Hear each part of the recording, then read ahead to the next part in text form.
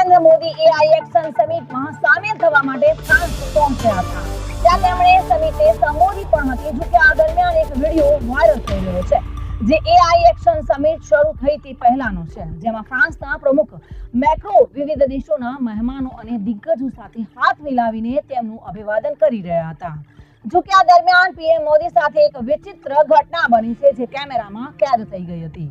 આમ તો એવા અનેક વિડીયો છે જેમાં પીએમ મોદી અને ફ્રાન્સ પ્રમુખ મેક્રો એકબીજાની સાથે દેખાઈ રહ્યા છે અને ગળે ભેટતા પણ જોવા મળી રહ્યા છે. જો કે એક વિડીયો એવો સામે આવ્યો છે જેમાં મેક્રો અને કેટલાક દેશો અને યુએનના મહાસચિવ સાથે હાથ મિલાવતા જોવા મળી રહ્યા છે. પરંતુ આ દરમિયાન જ પીએમ મોદી તેમની તરફ હાથ મિલાવવા હાથ આગળ કરે છે અને ત્યારે તેમના પર મેક્રો ધ્યાન જ નથી આપતા અને અન્ય લોકો સાથે હાથ મિલાવીને આગળ નીકળી જાય છે. આ ઘટનાને પીએમ મોદી અને ભારતીયોનું અપમાન માનવામાં આવી રહ્યો છે.